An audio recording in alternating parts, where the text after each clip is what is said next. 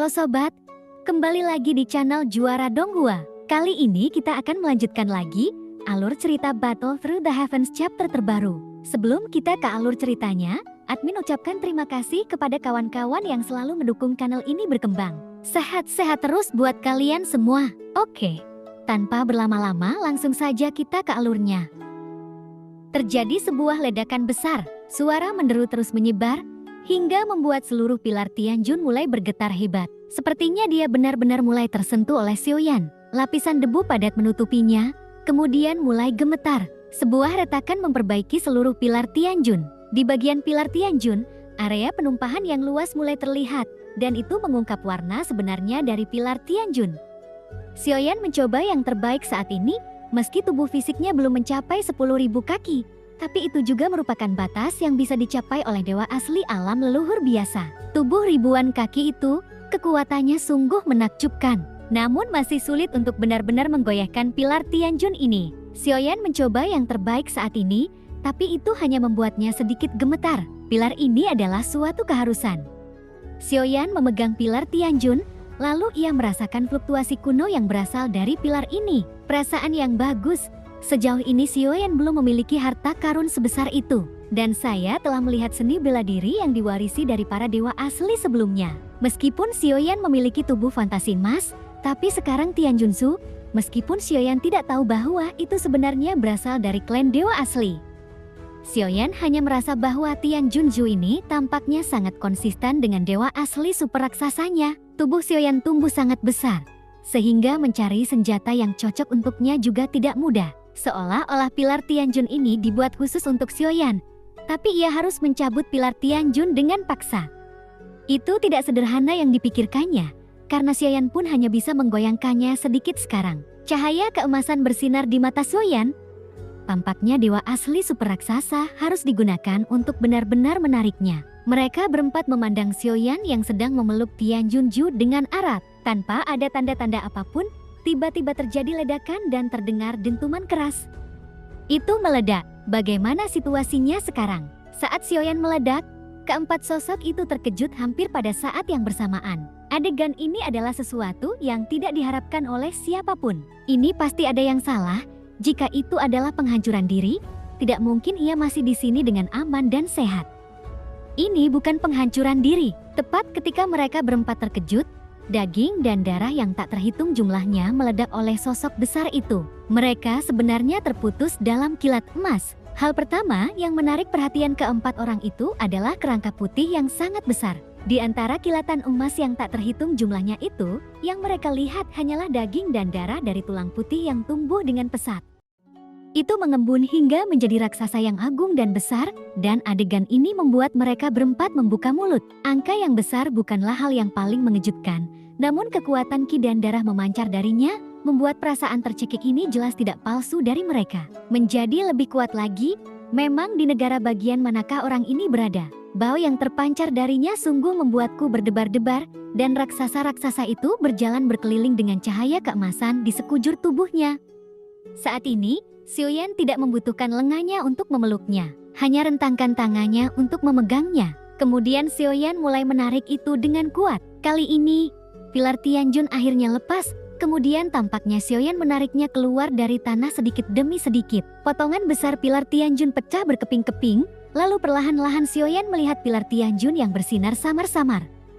Xiaoyan telah mencoba yang terbaik, dan semua kekuatan dalam tubuh dilepaskan tanpa syarat. Pada saat yang sama, antara langit dan bumi ini, tiba-tiba terjadi ledakan dahsyat. Saat suara itu keluar, tiba-tiba seberkas cahaya datang entah dari mana, dan itu mengubah seluruh awan gelap menjadi terang. Mereka semua sepertinya sedang membelah langit menjadi dua. Apa ini?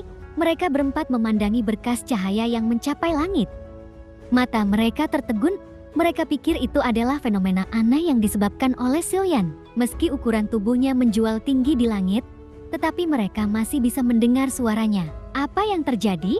Mengapa sepertinya ada orang lain yang menerobos masuk? Istana abadi Tianjun berada di antara awan, dan mereka tidak dapat melihat apa yang sedang terjadi, tapi sepertinya itu bukan disebabkan oleh Xiaoyan.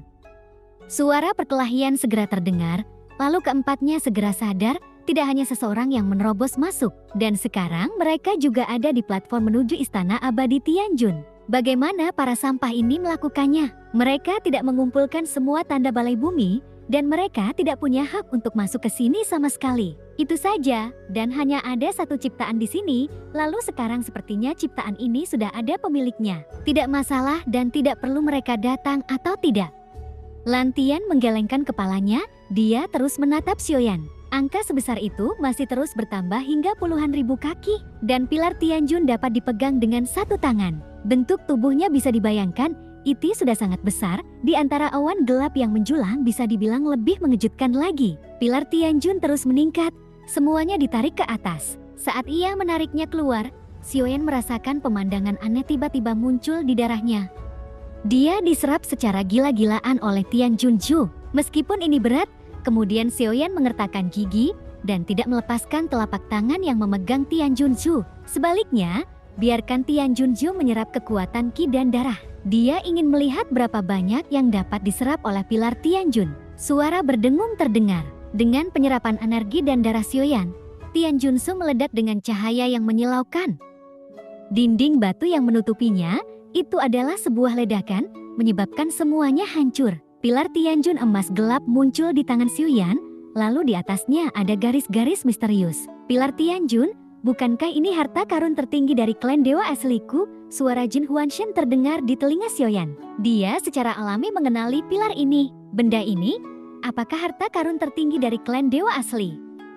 Xiaoyan terkejut sekaligus senang saat mendengar ini. Jika begitu, itu akan menjadi sempurna. Ia tidak menyangka sebenarnya di sini ditangkap oleh klan Qimi. Pada akhirnya apa yang terjadi? Mengapa hal-hal dari klan Genshin akan jatuh ke dalam klan Qimi? Jin Huanshen merasa tidak bisa dipercaya.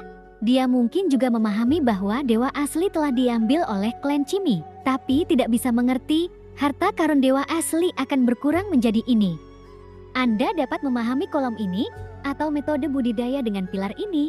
Xiaoyan bertanya. Meski dia sudah memegang pilar Tianjun, tapi saat ini dia masih gemetar hebat. Itu mencoba melepaskan diri dari tangan Xiaoyan. Tampaknya tidak mau menyerah. Pilar Tianjun adalah harta paling berharga dari klan dewa asli saya. Bahkan jika itu Xiaoyan, bahkan juga tidak pernah memiliki kualifikasi untuk menggunakannya. Adapun cara budidayanya itu sangat sulit. Jin Huanshen menghela nafas panjang. Sepertinya setelah melihat hal ini di sini, membuat dia merasa sedih. Kemudian Xiaoyan tidak bertanya lagi, karena tidak ada lagi yang perlu ditanyakan. Maka sekarang kita harus menemukan cara untuk menaklukkan Tianjun Zhu sepenuhnya. Tapi saat ini, tiba-tiba seberkas cahaya melonjak dari ujung itu, langsung mengenai tubuh besar Xiaoyan. Tubuh Xiaoyan bergetar hebat. Karena tubuhnya terkena sinar, tanda menghitam pun muncul, tapi itu tidak terlalu menyakiti Xiaoyan. Xiaoyan segera mengerutkan kening. Itu juga membuat keempat orang termasuk Lantian juga terkejut. Mereka benar-benar tidak dapat memikirkannya. Siapa yang mencari kematian dan berani memprovokasi Xiaoyan yang kini memegang pilar Tianjun? Meskipun dia belum sepenuhnya mengendalikan Tianjun Pillar, namun saat ini, pilar Tianjun yang ada di tangan Xiaoyan itu sebesar menutupi langit dan matahari. Saya melihat Xiaoyan perlahan mengangkat pilar Tianjun hingga menyapu langit. Situasinya telah berubah, awan gelap menutupi ruang ini, dan mereka semua tersebar. Sosok yang tak terhitung jumlahnya bergegas ke tempat di bawah ini, lalu juga secara bertahap terungkap.